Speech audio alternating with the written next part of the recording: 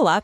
Hoje fazemos uma análise aprofundada a um conjunto de preocupações que estão a marcar a atualidade de São Tomé e Príncipe. Estas preocupações foram trazidas para a praça pública por um interveniente político local, o Movimento Basta. Temos connosco comunicações recentes deste movimento, declarações da Comissão Política e uma nota da imprensa específica.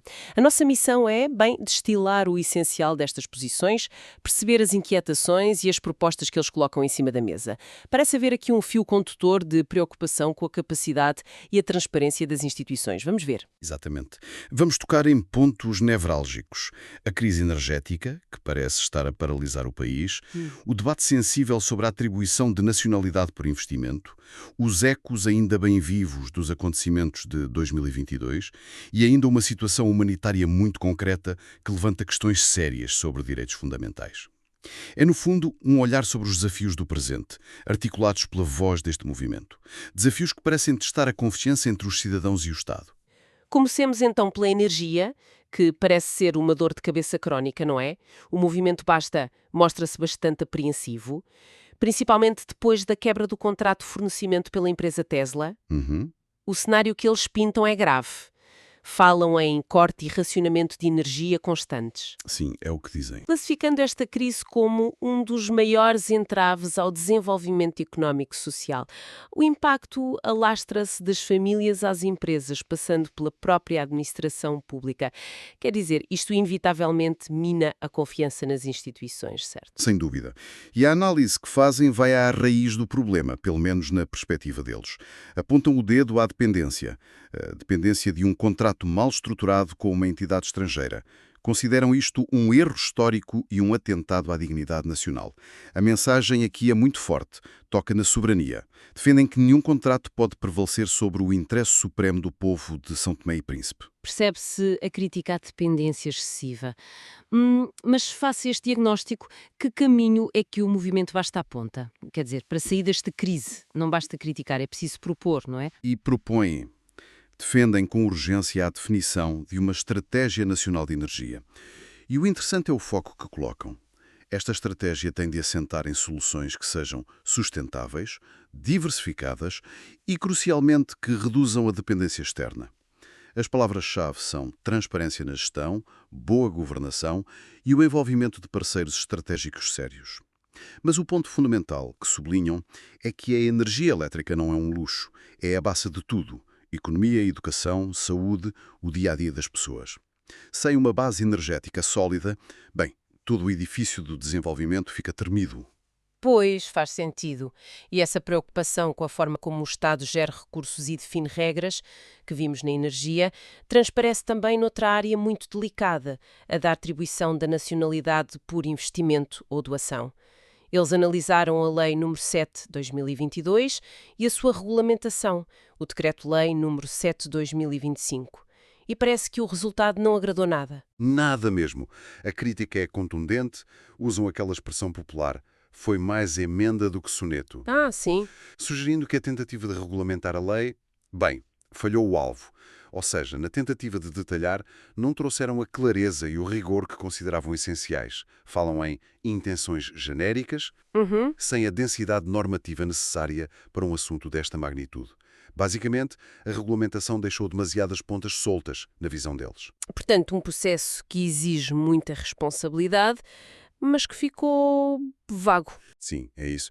E encaram este mecanismo com uma gravidade imensa. Falam em máxima responsabilidade política, técnica e moral. Atenção, eles não rejeitam à partida a ideia de mobilizar recursos para o Estado por esta via. Reconhecem essa potencial necessidade, mas o foco está no como. Insistem num processo que seja mais transparente e abrangente, que procure consensos alargados para definir condições que consideram absolutamente imperativas. Isto para salvaguardar o interesse nacional, claro. Confesso que estava curiosa para ver que tipo de salvaguardas concretas é que eles colocariam em cima da mesa para algo tão sensível. Que condições são essas? Olha, apresentam uma lista bastante detalhada, o que por si só já revela bastante. Mostra uma preocupação profunda com os riscos e talvez uma desconfiança nos mecanismos atuais. Podemos agrupar as exigências deles. Primeiro, controlo e limites. Querem uma cota clara, um número máximo de nacionalidades a conceder. Isso parece-me fundamental. Sim. Querem também fiscalização rigorosa, com mecanismos de controle bem definidos e regras de conduta exigentes para os candidatos, para proteger a imagem do país. E quanto ao dinheiro? Exato. Segundo ponto, o destino dos fundos. Exigem que se definam áreas prioritárias de investimento para aplicar o dinheiro gerado.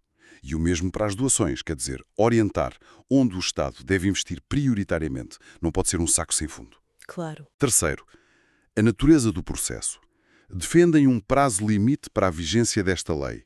Não a querem como medida permanente. E, por fim, transparência nas comissões pagas a intermediários.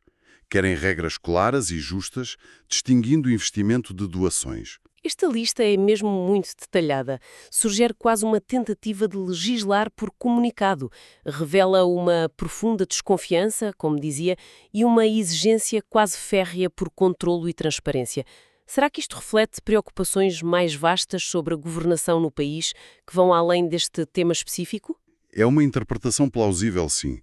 A minúcia das exigências pode, de facto, ser lida como um sintoma de uma preocupação maior. Uma preocupação com a capacidade do Estado em gerir processos complexos de forma rigorosa e transparente, principalmente quando envolvem interesses financeiros e a própria definição de cidadania. Mudando de tema, mas talvez não de preocupação subjacente com a confiança e as instituições, abordamos agora uma ferida que parece ainda aberta na sociedade são-tomense: os acontecimentos de 25 de novembro de 2022. O movimento Basta é claro ao afirmar que a crise daí resultante continua a projetar uma sombra sobre a vida nacional. Gerando desconfiança, divisão e instabilidade. São palavras fortes. São. E não ficam por aí. Apontam diretamente ao que consideram ser o silêncio e a ausência de um processo transparente de apuramento da verdade. Na perspectiva deles, esta falta de clareza está a minar a confiança nas instituições e torna-se, por si só, uma ameaça à democracia. É uma acusação séria. Sim, bastante séria. Perante este diagnóstico sombrio, não se ficam pela crítica, avançam com uma proposta concreta e bastante estruturada. A criação de uma Comissão da Verdade e Concórdia Nacional. O objetivo que declaram é ambicioso: enfrentar com coragem as feridas abertas por esses eventos de triste memória, de forma a promover a verdade, a justiça e, crucialmente, a reconciliação. Isto não é apenas uma ideia solta. Formalizaram a proposta numa carta ao Presidente da República em julho de 2025. Uma Comissão da Verdade é sempre um instrumento poderoso, mas também muito delicado, facilmente sujeito à politização. Como é que eles propõem garantir a imparcialidade e, sobretudo, conquistar a confiança pública numa iniciativa destas? Especialmente num clima que descrevem como sendo já de desconfiança generalizada. Bem, a estrutura que delineiam é, de facto, pouco comum e parece ter sido pensada precisamente para responder a essa necessidade de credibilidade e neutralidade. A sugestão central é uma presidência rotativa da Comissão, e essa presidência seria entregue aos líderes das três principais confissões religiosas do país: adventista, católica e evangélica protestante. Uma liderança religiosa tripartida, isso é mesmo invulgar. É. A ideia implícita é que a liderança religiosa possa trazer um capital de confiança e um foco na reconciliação que talvez falte noutras esferas. Mas essa exigência de observadores internacionais para a Comissão da Verdade, isso não contrasta um pouco com a forte defesa da soberania nacional que ouvimos na questão da energia, onde criticavam a dependência externa? É uma observação pertinente. Pode parecer um paradoxo à primeira vista, mas de facto eles vão mais longe e solicitam formalmente o acompanhamento de observadores internacionais e especificam de reconhecida credibilidade. A lista mencionada inclui parceiros bilaterais como Angola e Portugal, organizações regionais como a CIAC e a União Africana e entidades globais como a UE e a ONU, incluindo o seu Alto Comissariado para os Direitos Humanos. A justificação que dão é que, neste caso específico, a legitimidade interna e a capacidade de unir o país só seriam alcançadas com este selo de garantia internacional. Acreditam que só um olhar externo e plural pode assegurar que o processo seja visto como imparcial e sirva de facto para a concórdia, e não para aprofundar divisões. É como se, para sarar uma ferida interna profunda, reconhecessem a necessidade de testemunhas e, quem sabe, facilitadores externos credíveis. Faz sentido essa nuance, percebo a lógica. Por último, temos uma comunicação mais recente, uma nota de imprensa de 26 de agosto de 2025. Esta foca-se numa situação humanitária muito específica, o caso do advogado Dr. Miquel João, que está atualmente em prisão preventiva. Exato. O movimento Basta manifesta aqui uma profunda preocupação com o estado de saúde do Dr. João, citando relatos da família. O apelo é direto e urgente. Pedem cuidados urgentes e a intervenção imediata das autoridades competentes. E o interessante é como fundamentam este apelo. Ancoram-no firmemente na Constituição da República. Recordam princípios que são basilares em qualquer Estado de Direito. Que as medidas de privação de liberdade não podem ser de caráter indefinido, ilimitado ou arbitrário. Que a prisão preventiva tem de ser, por natureza, sempre excepcional e temporária. Criticam o que vem como uma confusão prática. Quer dizer, a existência de uma acusação não pode de forma alguma anular a obrigação do Estado de respeitar os direitos fundamentais do acusado. Reforçam também aquele pilar do direito moderno. A prisão preventiva não é sinónimo de culpabilidade, nem pode ser usada como punição antecipada. Invocam a presunção de inocência, que é garantida pela Constituição. Precisamente. O argumento central deles é que há direitos humanos fundamentais, o direito à vida, à saúde, à dignidade, que não se suspendem em razão de uma acusação.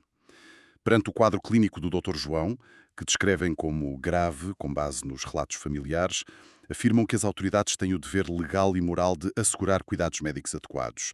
Chegam mesmo a sugerir que se ponderem alternativas à prisão preventiva, como a domiciliária ou outras medidas de coação. Medidas que permitam conciliar a necessidade da justiça com a garantia da saúde e da vida da pessoa. Portanto, este caso específico torna-se quase um símbolo, não é? Um teste à forma como o sistema de justiça lida com esta tensão entre acusação e direitos fundamentais. O apelo final é dirigido à administração da justiça. Sim. Pedem que cautelem e preservem a integridade física e a vida de todos os cidadãos em prisão preventiva. Exigem que a justiça funcione nos termos da lei, com humanidade e responsabilidade.